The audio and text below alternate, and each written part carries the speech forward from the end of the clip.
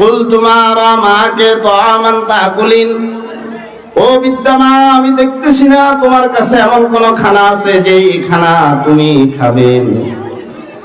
বুড়ি জবাব দিলেন কোরআন শরীফের আয়াত, হুয়াল্লাযী ইউতঈমুনি ওয়া ইয়াসকিন।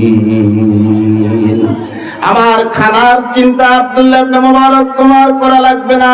যে আল্লাহ রাব্বুল আলামিন 3 দিন পর্যন্ত আমাকে এখানে বসিয়ে রেখেছেন, সে আল্লাহ রাব্বুল আলামিন আমাকে রব্বুল আলামিন খানার ব্যবস্থা করে দেন।